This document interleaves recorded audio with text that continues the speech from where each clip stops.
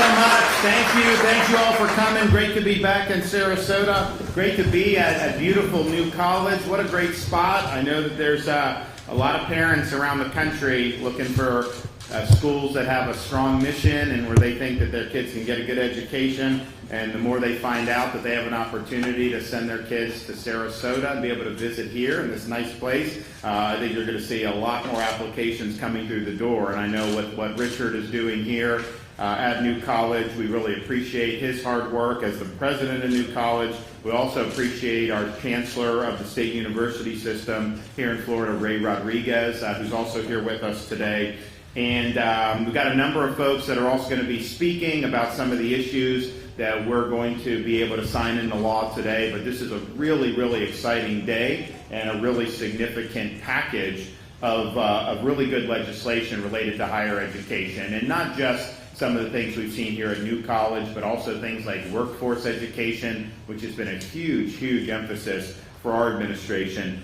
We are joined by one of the trustees here at New College, Christopher Rufo, who's a senior fellow and director of the initiative on CRT at the Manhattan Institute.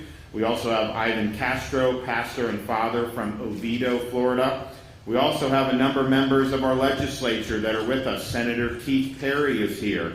We have Representatives Mello, Roach, McFarland, as well as House Majority Leader Michael Grant. So I want to welcome them. I want to thank them for all their wonderful work in this legislative session. We're still signing bills. I mean, I feel like I've been doing this for a long time now, but it's a good problem to have because there's a lot of things that have really made a difference, and I think everything we promised we've done, we've delivered on all those promises and even exceeded the promises, and that's the way you want to do it.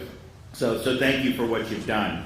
Now, Florida has been ranked #1 in higher education for many years now. You don't always hear that in some of the popular media, but that's just a reality. We are #1 unequivocally of all 50 states for lowest tuition and fees, which is really important because higher education has gone up way too much across the country, particularly private universities. You shouldn't have to mortgage your entire life's future just to be able to obtain higher education, and so we've put our money where our mouth is on that. We're also #2 for 2-year graduation rate and #4 for 4-year graduation rate. We believe in providing a high-quality education, but at an affordable price, and we want degrees and pathways to lead to students being able to do well in their future endeavors.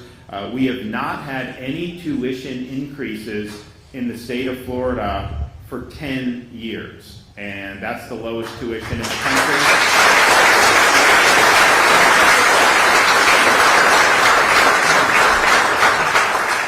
Florida was recently ranked #1 for attracting and developing talent. Part of that is workforce education. Part of that is we've had more economic opportunities in Florida than in many places in the country, particularly since COVID-19. And we've really embraced the idea that we want our higher education system to reflect the best interests of the state of Florida. It's our view that when the taxpayers are funding these institutions, that we as Floridians and we as taxpayers have every right to insist that they are following a mission that is consistent with the best interests of our people in our state. You don't just get to take taxpayer dollars and do whatever the heck you want to do and think that that's somehow okay. So what we've done last year, probably more than anyone's done in a long time, and we're going to exceed it here today, but last year Senate Bill 744 provided really significant reforms for higher education. First, the bill dismantled the monopoly accreditation agencies had on the entire higher education system. We are going to be doing different accrediting bodies. We're also working with other states to create some new accrediting bodies. You know, people sometimes wonder, why are the universities doing this, doing that? It seems like they're pursuing more of an agenda than actually trying to just focus on academics, and sometimes that's just a deliberate choice, but sometimes those are choices that are being conditioned based on the accrediting bodies. They're telling you you have to do this, or somehow you lose your accreditation, even though it has very little to do with the traditional academic mission. And so we think that monopoly is something that's outdated, and we think injecting competition into the accreditation regime is absolutely essential. The bill last year also brought accountability for tenured faculty. We now have all tenured professors must undergo review every 5 years and can be let go for poor performance. And so I think that corrects some of the incentives. Once you have the tenure, think you have a job for life. Well, no, I think you got to continue to perform. And I think if you talk to people that have been involved in higher education, they will tell you all the kind of the most significant dead weight expense in a university is unproductive tenured faculty. And so Florida has an opportunity to address that. And then we also increase the ability to transition from a state college to a state university. We're proud of our state colleges. We think they're fulfilling an important mission, and we want people to be able to, if they so choose, use that as a springboard into our state university system. So that was a really big deal. That was leading the country in a variety of ways, but we wanted to do more, and so that's what we're here today to talk about and here to bring to fruition. So the first bill that I'll be signing is SB 266. And what this does is reorient our universities back to their traditional mission. And part of that traditional mission is to treat people as individuals, not to try to divvy them up based on any type of superficial characteristics. We're going to elevate merit and achievement above identification with certain groups. And in order to do that, we had to look at this new concept, relatively new concept, called diversity, equity, and inclusion. And I didn't know much. I mean, this is something relatively recent. I mean, Chris Rufo can talk about when this really started to percolate. I think it had probably been there a few years ago, but then kind of the post-BLM rioting and the George Floyd summer of 2020, I think you saw it really take off. And on its face, I mean, when I see diversity, I think different viewpoints. Have a robust academic discussion in the university. Isn't that what they're for? In reality, what this concept of DEI has been is the attempt to impose orthodoxy on the university, and not even necessarily in the classroom, but through the administrative apparatus of the university itself, and that manifests itself in a number of different ways. But this has basically been used as a veneer to impose an ideological agenda, and that is wrong. And in fact, if you look at the way this has actually been implemented across the country, DEI is better viewed as standing for discrimination, exclusion, and indoctrination, and that has no place in our public institutions.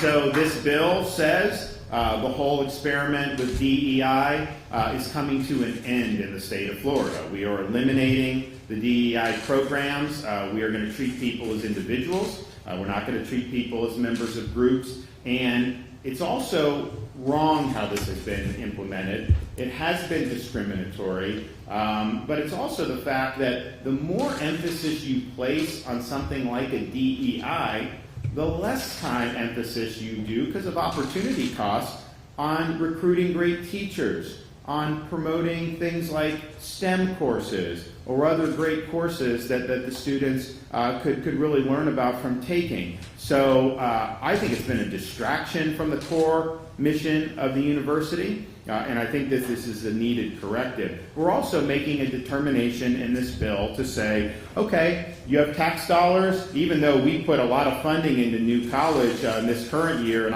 we'll talk a little bit about that, but I mean, we've really shown a commitment to higher education with funding, and that's important. But at the end of the day, you can't be all things to all people. You got to make decisions about what do you want to do. Do you want a medical school somewhere, or do you want something else? And so what this bill is saying is, some of these niche subjects like critical race theory, other types of DEI-infused courses and majors, Florida's getting out of that game. If you want to do things like gender ideology, go to Berkeley, go to some of these other places. That's fine.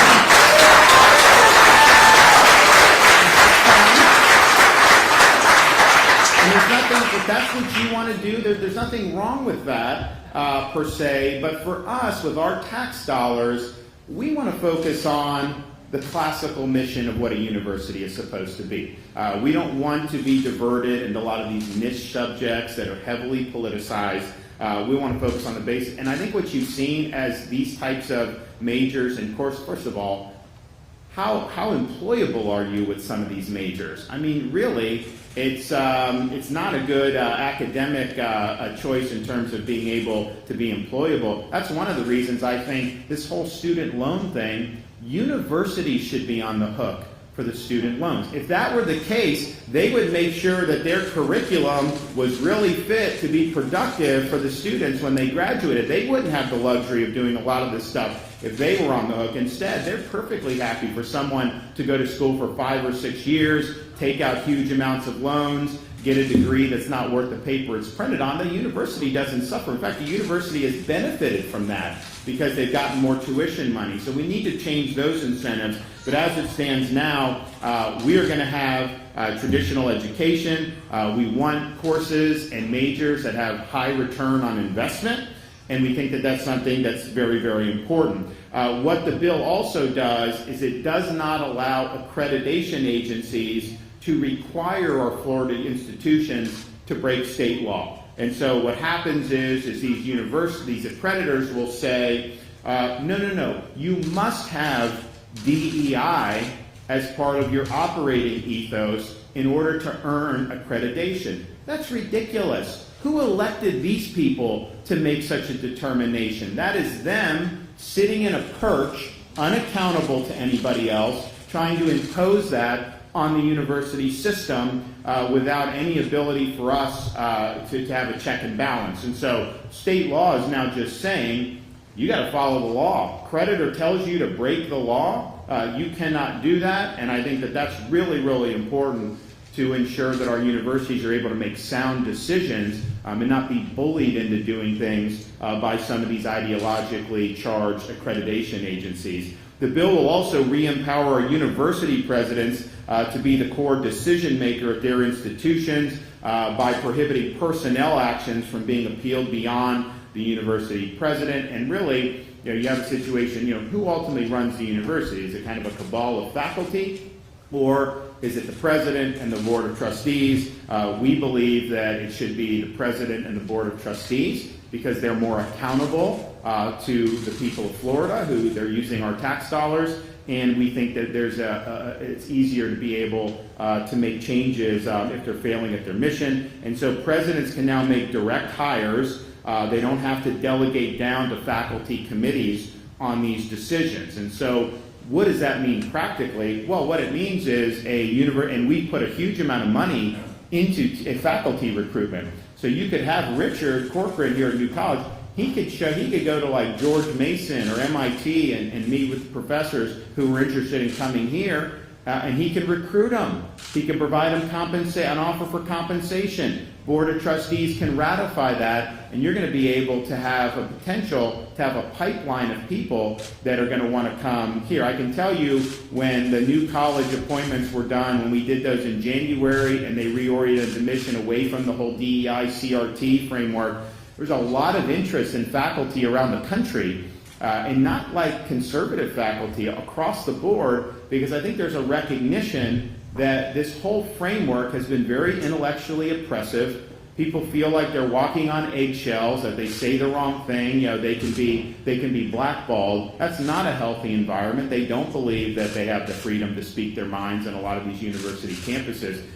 And so they see a college like New College or a system like Florida going in the other direction where we're welcoming that debate. There's a lot of people that are going to be interested in that. So I'm excited about the prospects of our university presidents recruiting great talent to come to our universities here in the state of Florida. And this bill also doubles down on our commitment to civics education, particularly in higher education. So we're doing $30 million to the Hamilton Center for Classical Civic Education at the University of Florida. They've identified one of the classic buildings that's going to be able to be kind of retrofitted to have classrooms and dorms and all these great things. And that's going to be a place where you're going to have people like the president of the University of Florida, Ben Sass. He'll be able to recruit faculty directly to Hamilton Center.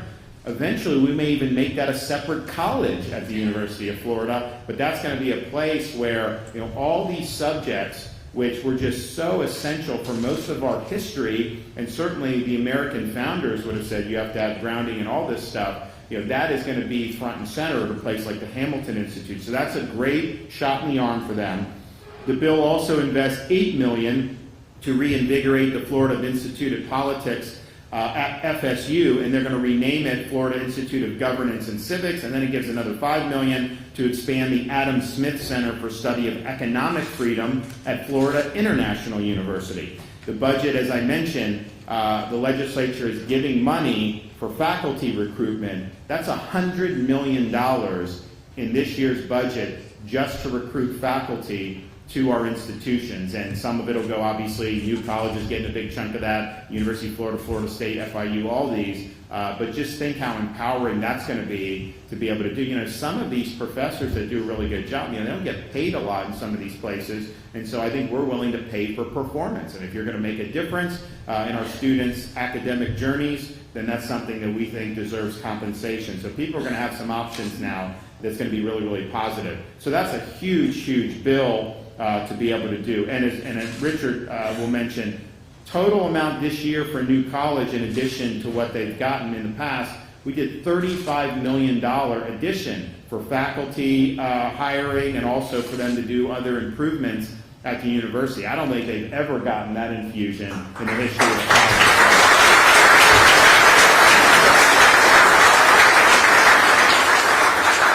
So we are committed to the mission here. I would love for this to be, and I think it will be, the top classical liberal arts college in America. Certainly to be the top state liberal arts college in America. And if you look at in-state tuition in Florida, to be able to come here versus going someplace out of state, for a Florida resident, this is a no-brainer. But then you look at some of the parents out of state, what is it, $16,000 for out-of-state tuition, $16,000, $17,000 for out-of-state tuition. There's a lot of states, their in-state tuition is more than that. I think Michigan, I think Virginia, I think some of those. So what a great opportunity to get a high-quality yet affordable education, even for people out of state. So I think you're going to see a lot of interest in the application process over the next few years. So big deal on that bill. But we're also doing House Bill 931. That prohibits public institutions of higher education from requiring students, faculty, or staff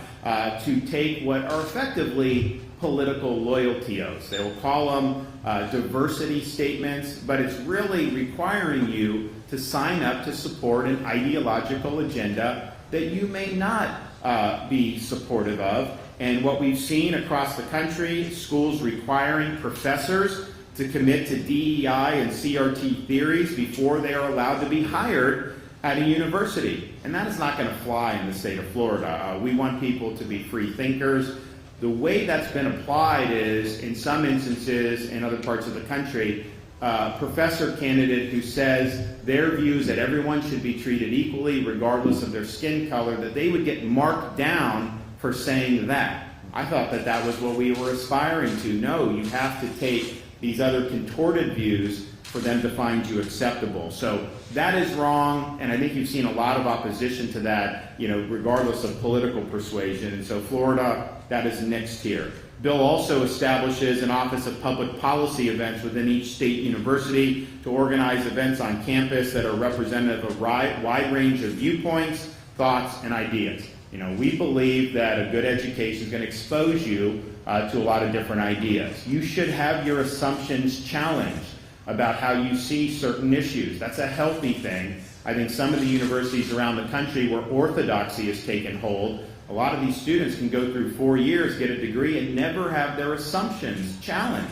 And then they get into the real world, and sometimes it can be a rude awakening. So we think it's just better for education as a whole to be able to do that. We also think that Florida is welcoming opposing viewpoints, and that's something that on an institutional level we must do, but it's also something that students should be willing to accept.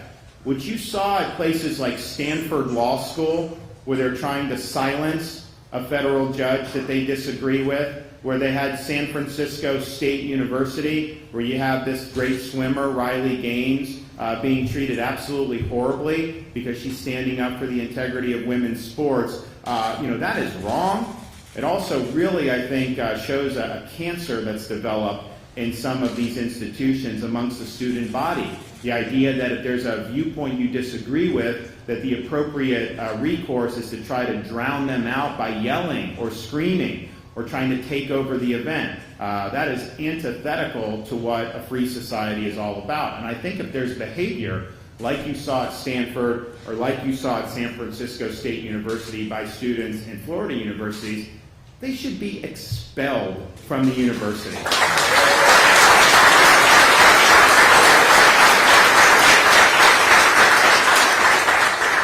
Finally, we're signing Senate Bill 240. This expands access to workforce education programs as well as career and technical education programs in middle school and high school. When I became governor, I said we were in the bottom half of workforce education nationally. I said our goal by 2030 is to be number one.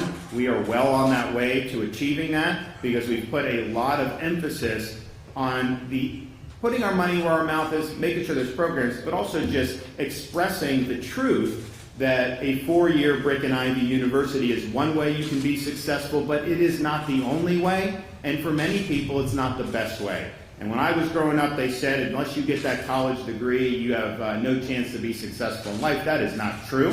There are a lot of different pathways where people can be very, very successful. Our view is not necessarily to push someone one way or another. We want them to be able to follow the path that they see fit. But what we don't want to do is act like if you're pursuing a technical pathway that somehow you're less worthy than somebody that's going to university. I mean, that's just factually not true. And in fact, I think if you look in Florida, young people that have gone into truck driving, welding, aircraft maintenance, all these different things that require important skills, they make really good money at an early age. Then you look at some of the other students who will go deep into debt, get a degree in things like zombie studies, then they end up in jobs they could have had out of high school. And so who made the better decision there? I don't think you look down on the person that's trying to do technical and career education. I think that that's something that should be lauded. Those are not only good pathways for individual opportunity and success,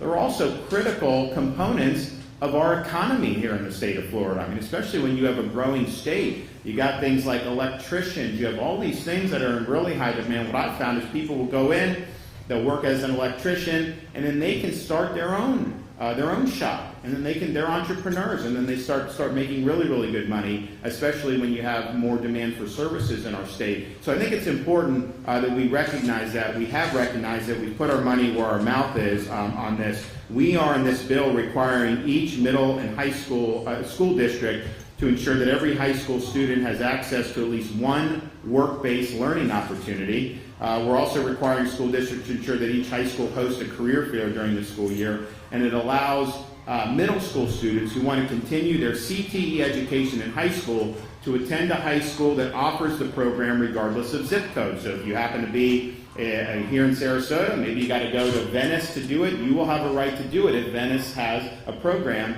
that they're not offering here. What we found is a lot of the school districts have embraced the idea of workforce education. It's not just what's in the classroom, it's also how you link students to job opportunities. So we're supporting apprenticeships in high school where you can actually go and work in places in your community. And guess what? If you show up on time, if you show you're willing to learn, if you have a good attitude, 9 times out of 10, they are going to want to hire you when you get out of high school. So that'll be an option for you. And we have students that do that, have job options, and then they still end up deciding to go to college. That's fine. But at least you had all your bases covered. So this is really, really significant, and we want to continue to do that going forward. So I just want to thank everyone who's been a part of this. I mean, this is a really, really big day for higher education and for education writ large in the state of Florida. I saw some of the protesters out there. I was a little disappointed. I was hoping for more. But,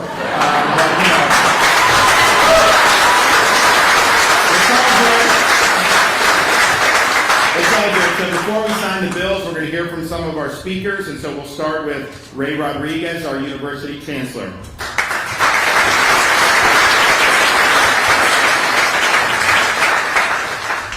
Thank you, Governor. As Governor DeSantis mentioned, for the 7th year in a row, U.S. News & World Report has ranked Florida as the #1 state for higher education. Undergraduate tuition in Florida is now the lowest in the entire country. 75% of our resident undergraduate students have no student loans. Florida universities have received a significant investment in our higher education system from our legislature and our governor.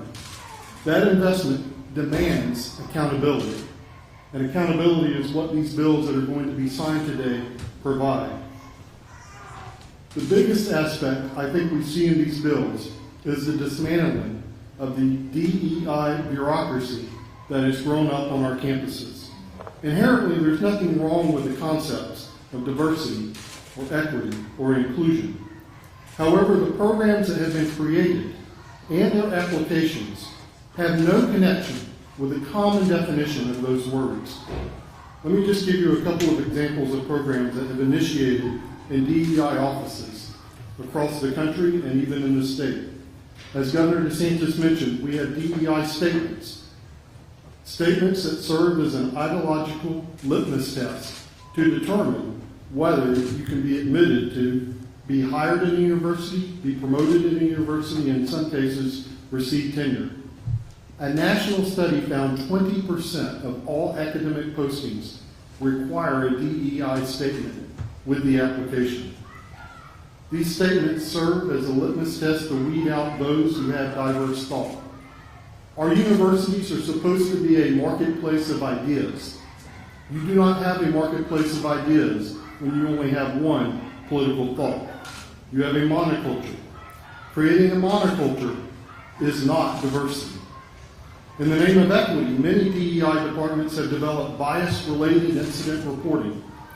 These policies provide a mechanism where students may report perceived acts of bias or hate. The accusations may be anonymous.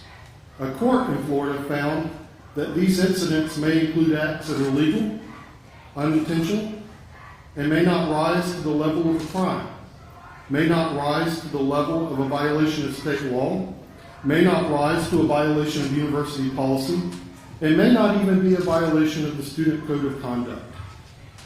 Yet, a student may still be accused, found guilty, and counseled on the restorative steps that they should take. A quasi-judicial proceeding that tramples our right to due process is not equity. And in the name of inclusion, DEI offices across this nation have been scheduling graduation ceremonies which are separated by race. Some have ceremonies for Black students, Hispanic students, Native American students, Asian students, Middle Eastern students. These separate ceremonies are divisive, and they segregate students by their identities instead of uniting them in their common accomplishment, earning a college degree. These ceremonies are called affinity graduation celebrations. In Florida, we recognize that segregating students by race is an affinity. It's called segregation. Many great men and women, like the late Reverend Dr. Martin Luther King Jr. and Harry and Harriet Moore, literally gave their lives in the civil rights struggle to end segregation. No individual paid for by the taxpayers on a higher education campus should be reconstructing segregation, no matter what they call it. Segregation is not inclusion. So as you can see, these programs initiated by these DEI offices do not promote diversity, equity, and inclusion. They don't reflect the values of the free state of Florida.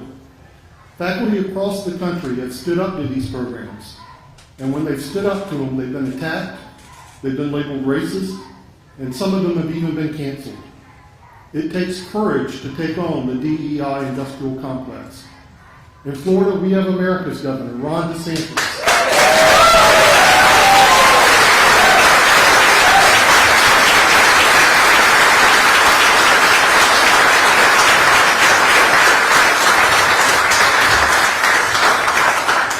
Who has the courage to lead that fight. Thank you, Governor.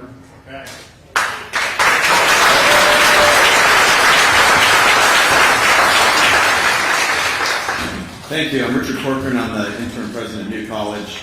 I have to own something right at the get-go. What you're hearing outside, that's all on me. I told staff last night, turn off the air conditioning in the dorms. If you listen carefully to saying, turn the air back on, turn the air back on, I apologize. Hey, I want to say, first and foremost, I want to talk about New College, because what's happening here is nothing shy of amazing, transformational, just unbelievably...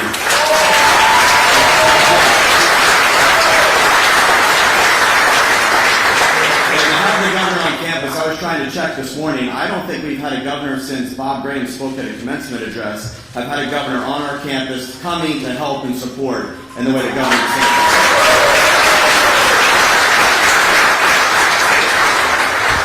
But I want to say a sincere thanks. We have members of the legislature. We have the governor. The governor mentioned we got $35 million more this legislative session. They gave us $15 million before the legislative session. That $50 million is more money that New College has ever received from the state as far back as we can see, which is at least 20 plus years combined. Just an amazing amount of money.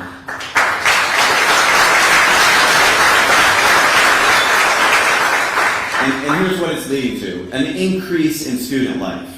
Whether it's dormitories or adding sports or beautification of the campus, amenities, restaurants, all of that. It's leading to what will be, and I'll say it publicly, record enrollment. We are on the verge of having the largest incoming class ever in the history of New College in just 90 days.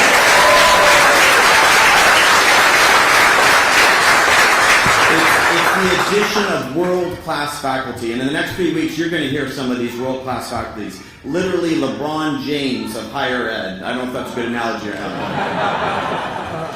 And the third thing is we've redone our curriculum too. We have a new core curriculum. That core curriculum, if you follow Steve Jobs, built the first $1 trillion market cap company, but he said that the reason they were so successful, the reason they beat Microsoft, the reason they beat all these other innovators was because they lived at the liberal arts intersection of liberal arts and technology. Our core curriculum is going to marry the virtue courses, those courses that everyone should be exposed to. What is my role in life? What is a good life? What is a just society? Those types of courses. And then marry it with the newest and the most innovative technology. Where are we on AI? Where are we on basic skills and data science? So when our kids graduate, they will go, whether they're a biologist, a physicist, a marine biologist, whatever it might be, and they go apply for a job, they're going to look at them in 2 seconds and say, these kids have a beautiful foundation in the virtue and a beautiful foundation in the technology. And in addition to that, they have a great degree in biology or whatever that might be. That's what's happening at New College. None of that happens without great leadership. Leadership is everything, and this state, whether it's in higher ed, whether it's in K-12, whether it's in environment, you name it, has been blessed with having the greatest governor in the history of this state, if not the nation. I want you to hear, part of that whole transformation was the governor saying we're going to pick new leaders. We have a bunch of our trustees here today. One of them you're going to hear from, Christopher Rufo. And thanks to Christopher Rufo and his leadership and our trustees, we've eliminated DEI, as the governor talked about. We have also begun the process of getting a new accreditor. So all of those transformational changes that allow us to build, to your point, Governor, the #1 liberal arts college in the country.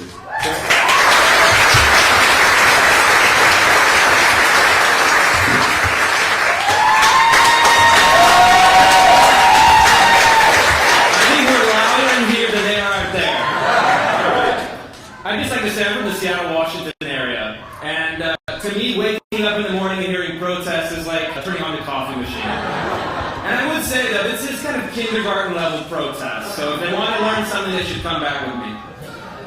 But in all seriousness, this is the most significant higher education reform in a half century. I'd like to tell you a story of why it's necessary and what it's going to do moving forward.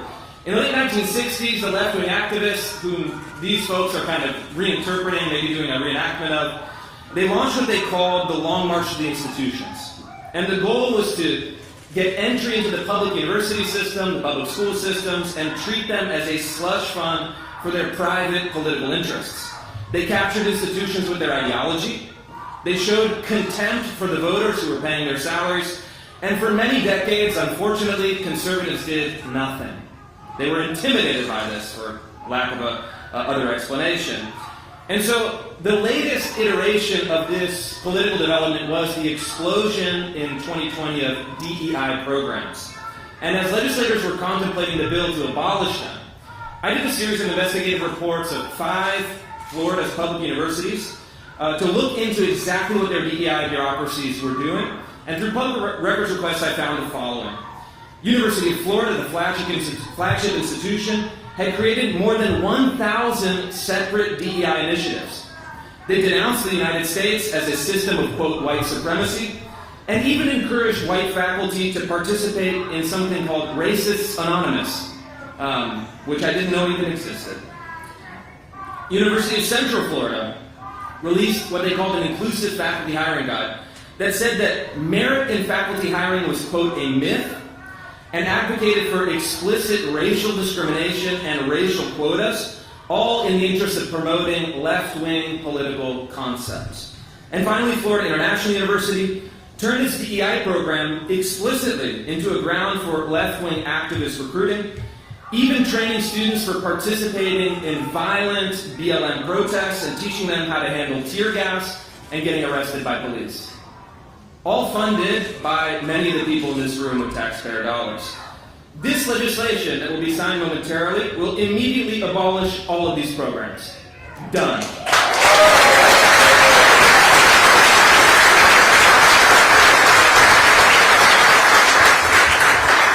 And more importantly, we'll put the pursuit of knowledge and truth, not political activism, back to the center of higher education in Florida. And what you'll hear from the media, what you'll hear from maybe the protesters, is that somehow this is destroying democracy. Anyone heard that line with that? But in fact, they have it exactly backwards. This is about restoring democracy. The basic premise of this legislation is that our public institutions should reflect the values of the public.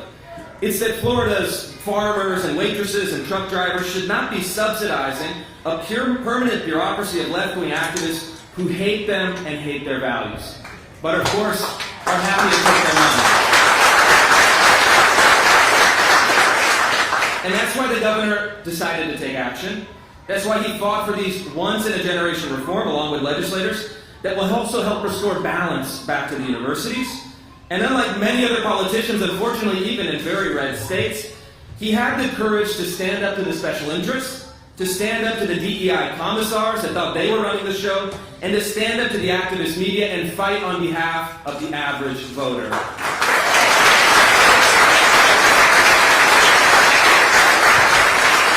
And the ultimate question here is a political question that is very simple, is who represents the people in the state of Florida?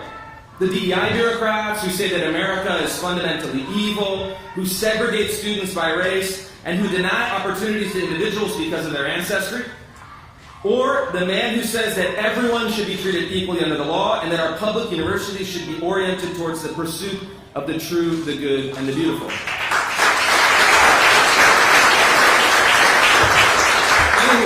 I'm with the very wise and intelligent voters of this state. I'm with this man, Governor Ron DeSantis, and I'm with Richard Corcoran, the leader of New College. I'm with all of you, so thank you. Thanks to the great state of Florida. We have a lot of work to get done.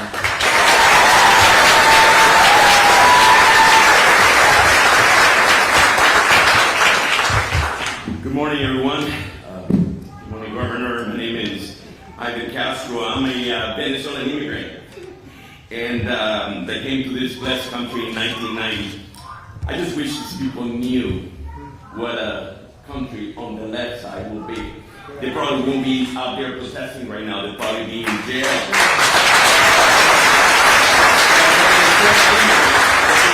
In 1990 with $1,200 in his pockets and a bag full of dreams. I'm here today. I'm here with my wife Betty, my wife of 33 years. I'm here to try parents of 3 amazing daughters. My oldest one, Gabriela, 27 years old. And my second one is Daniela, who's 22 years old. And my third one, Jessica Maldonado, who has been with us since she was 13 years old and is now 21 years old. Thank you once again, Governor, for allowing us to be here. We are really honored and we're so grateful for the work that you have done in this, our beautiful state of Florida. And, you know, we came here from New Jersey to this blessed state in 2013 after receiving a calling to pastor a church in Oviedo called Refuge of God, Refugio de Dios. We are here today because todo lo puedo en Cristo. I can do all things through Christ.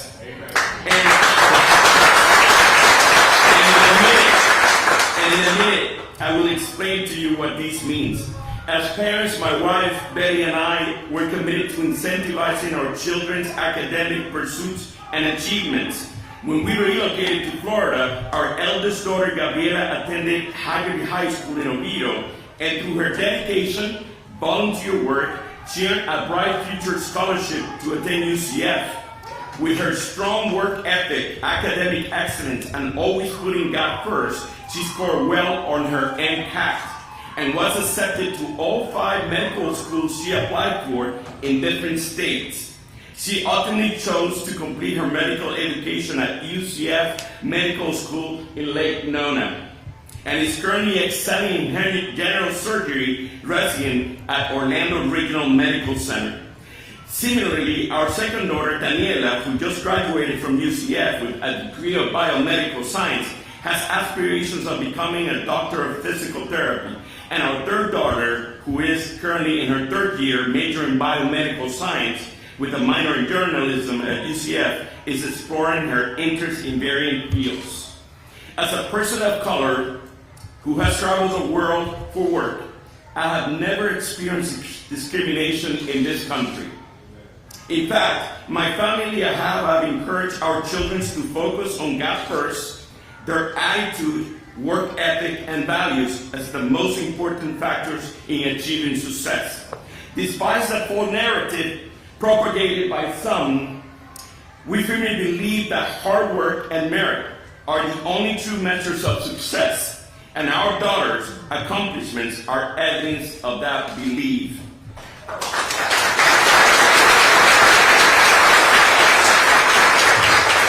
Hispanic women, my daughters are a testament to the endless opportunities available in this state when hard work, dedication, and perseverance are present.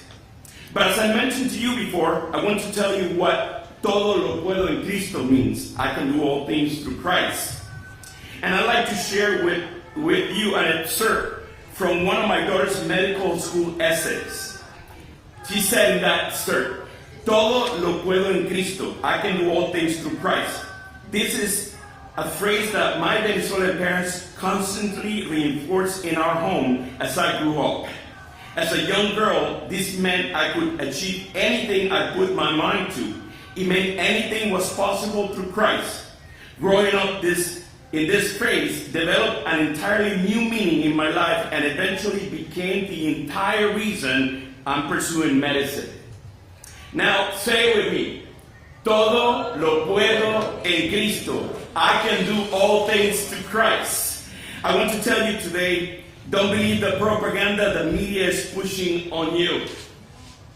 We can accomplish anything in this country. It doesn't matter the color of your skin, where you are from, or your social status. With hard work and dedication, anything is possible. And if you trust God, nothing will be able to stop you.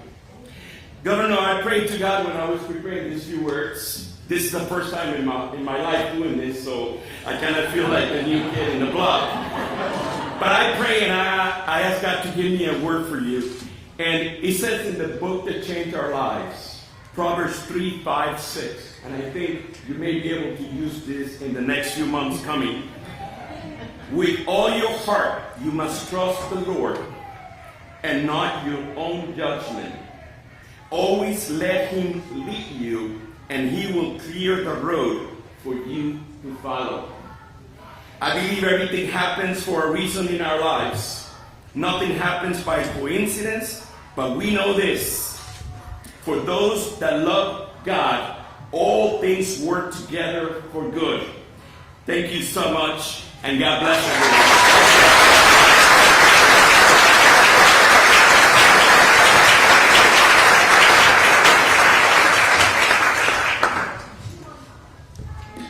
What a beautiful story. And again, Pastor, would you please pray for those people outside? I am already. Good morning, everyone. In 2021, the legislature unanimously passed the REACH Act, which was historic legislation to modernize Florida's workforce system.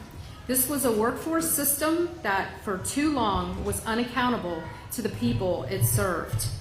June 24th, 2021, Governor DeSantis signed the REACH Act. This was at a time when most states were still on lockdown. Florida's governor was laser focused on getting Floridians back to work. The goal of the REACH Act was to increase collaboration between employers, education and training providers, and state agencies to ensure Floridians have the support they need to find purposeful work that will increase economic self-sufficiency. But as with any overhaul and in the spirit of continued collaboration, the legislation makes enhancements and refinements to the REACH Act. Senate Bill 240 will increase the state's efforts to expand work-based learning opportunities, including apprenticeships and pre-apprenticeships. It will make it easier for businesses to work with our schools, colleges, universities, and workforce boards. This legislative session, we have doubled down on the state's commitment to expand work and learn opportunities for Floridians from K-12 through the post-secondary level. I am honored to be part of what I affectionately refer to as Workforce 2.0. I want to thank Speaker Renner for the opportunity to run this legislation and Governor DeSantis for his continued commitment to the needs of Florida students and Florida's workforce system. Thank you very much.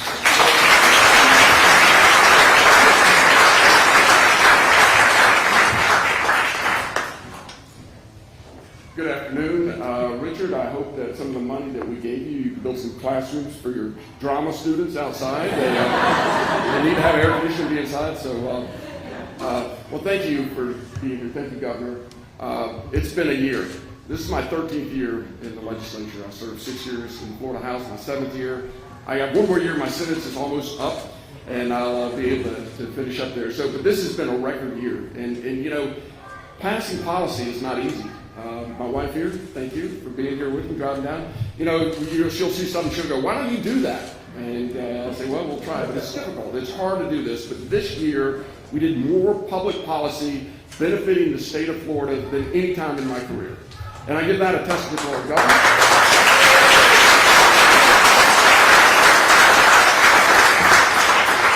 But we also had record funding. And the funding, we give that money out. But that's not our money, that's your money. And the record funding, besides not only having record funding, we've also cut taxes at record amounts every single year and continue to do that this year. So that's a testament again, Governor, for you opening up the state of Florida, encouraging people to come here to grow businesses, expand businesses. Without that, we would not have the record funding that we do. And the investment we have made in higher education is for you. The answers to the problems facing the nation, facing the state of Florida, we don't solve those in Tallahassee. These kids are going to solve the problems that face this nation, this state. And so thank you for you being here. Thank you again, Governor, for all of the work that you've done, opening up the state, the record funding, the great policies. Thank you. God bless.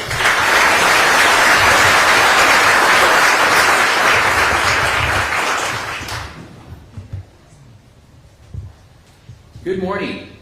So one of the things that America's governor is fond of saying is that Florida is where woke goes to die. And I want you to, when you hear what's going on outside, that's what woke sounds like when it dies. The last gasp of a dying movement. Governor, it is great to be on the stage with you, but I will admit that I got a little bit starstruck when I saw Chris Rufo in the back, and I did get a selfie. And Chris, I've been reading your work for a long time, and I want you to know, and Speaker President Corcoran to know, you know the governor has your back. But with the $15 million appropriation, I want you to know that the most influential and most powerful branch of government, the Florida legislature, also has your back. We got your back.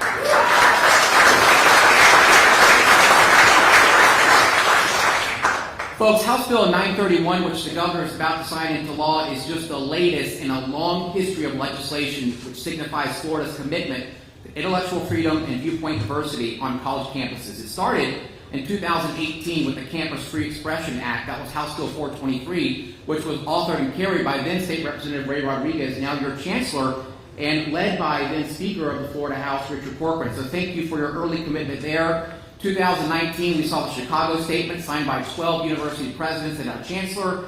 2021, I was privileged to work on a Viewpoint Diversity Act along with then State Senator Ray Rodriguez.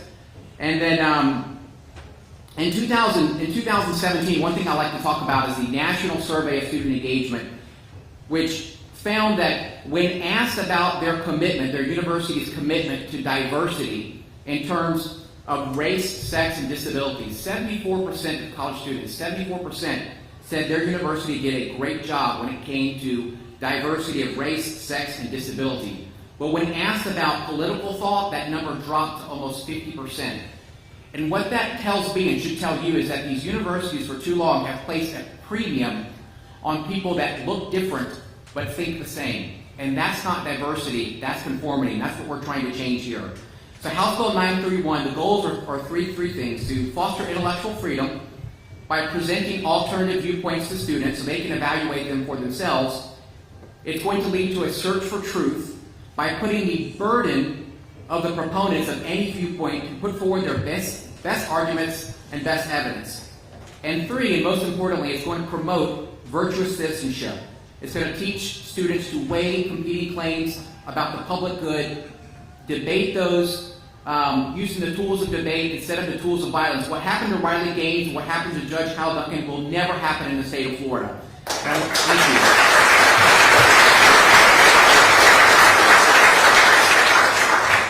This is a movement that started here in Florida. Florida leads. It's going to spread to the rest of the country. Governor, thank you so much for your leadership. It's a pleasure to be here with you. Thank you.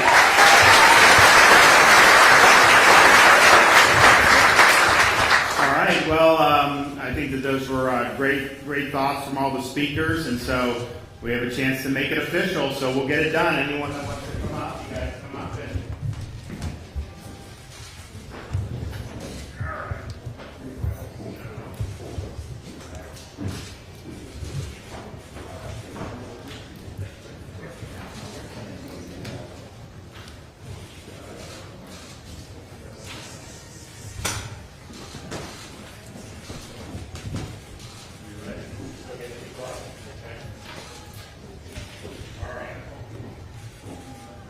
First one, SB 266. 14th or 15th? 15th.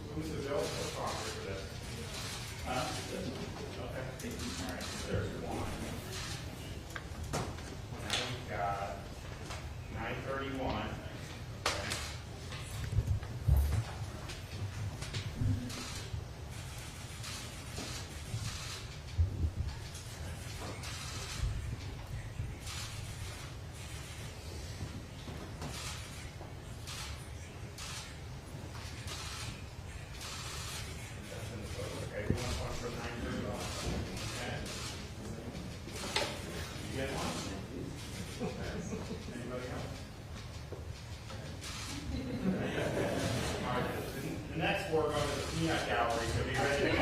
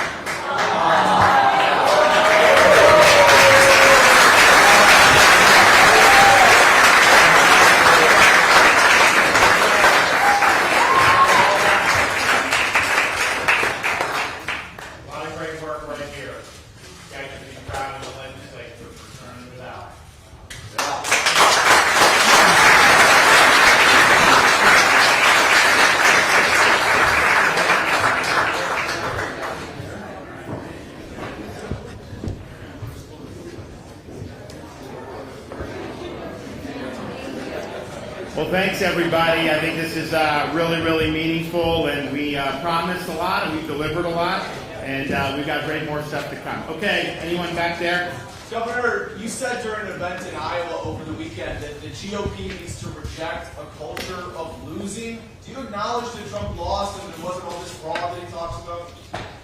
Well, I look at the last however many election cycles. 2018, we lost the House, we lost the Senate. 2020, Biden becomes president, or no, excuse me, we lost the Senate in 2020, Biden becomes president, and it's done a huge amount of damage. Very unpopular in 2022, and we were supposed to have this big red wave, and other than like Florida and Iowa, I didn't see a red wave across this country. And so I think the party has developed a culture of losing. I think that there's not accountability, and I think in Florida we really showed what it takes to not just win big, and then deliver big. And ultimately, when you're doing all this, what results are you producing for people? That's really what matters. You can sit there and talk about cable news, social media, all these other things that people are fixated on. And for me, it's like, okay, what's that true north? You obviously got to win, otherwise you don't get a ticket to the dance. But once you do that, how are you going to be able to actually bring about big change to make people's lives better? Next, yes. Governor, is your political operation in Tallahassee moving its base today, and can we expect the announcement of your run in the next 15 days? So we have different stuff, as you know. We've had a lot of folks. I mean, when I became governor, I basically disbanded the entire political operation. We just did that stuff, which was fine, and we did a lot of good stuff. But as the attacks have ramped up, we've had to create some cover for us, not only in our office but out there. So there's a variety of things that go into that, and all I will say is I promised we would deliver big. We have. Obviously, we've got a couple more things left on the agenda. I'm going to sign the budget soon. I don't think I'm going to veto the new college money, but you may see some vetoes somewhere else. I think the legislature, by and large, did a good job. I think people remember last year we vetoed about 3% of the overall budget, which was a record by far. And I don't anticipate that being necessary this year, but we'll see. Any more? Yes, ma'am. Governor, a lot of immigrants, family that works on the fields are leaving the state because of the immigration law that you signed last week. What do you have to say to those ones that are worried that there will not be enough workers picking up the fruits on the field or working on a lot of construction work sites? So Florida law is that you have to be here legally to be able to be employed. That's been the law for forever. And so when we have something like an E-Verify, that's a tool to make sure that long-standing Florida law is enforced. And I think that that's important. You can't build a strong economy based on illegality. And I think if you look what's happening at our southern border, part of the reason that's happening, yes, primarily because of Biden and his recklessness of opening the border and causing a lot of damage with the drugs that are pouring across, the fentanyl, tens of thousands of people dying. You have criminal aliens coming into our country. You have people on the terrorist watch list coming into our country. It's a total disaster. Part of the reason, though, you're seeing those numbers is because people feel that there are carrots to be able to come, that the U.S. isn't going to enforce its laws, that states aren't going to enforce its laws. And I think if you want a secure border, yes, I've said, let's build a wall. I will send my guys that built the Pine Island Bridge to the southern border to build a wall.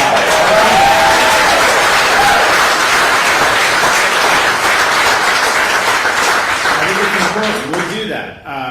And there's other things that need to be done. But part of the idea is, I think, what people have found is, and there's people coming from all around the world going through that Mexican-U.S. border. What they've basically been told is, if you come illegally, you're going to get like a piece of paper to come to a court date 3 or 4 years into the future. So then just go into the interior of our country. How is that serving as a deterrent? And so I think in the state of Florida, our laws have been long-standing. They are what they are. And I think that when you're living by that and enforcing that, I think we're stronger as a result. Okay, one more? Yes, sir? Governor Trump said... No, right here. Let's get right here. Yep. Do you have any idea who you're going to replace Nancy Geard with from the Sarasota County Commission? Not yet. We go through kind of a process, and I've got to try to hear from stakeholders. We see who, the applications, and then we make decisions. Because of the legislative session, that had been our priority, making sure all that's gotten, and then now we're processing the budget. So we've kind of put that ahead of some of the decisions on appointments. But some of these decisions on appointments are relatively imminent, and they're not going to take too much longer. Thank you, everybody. God bless.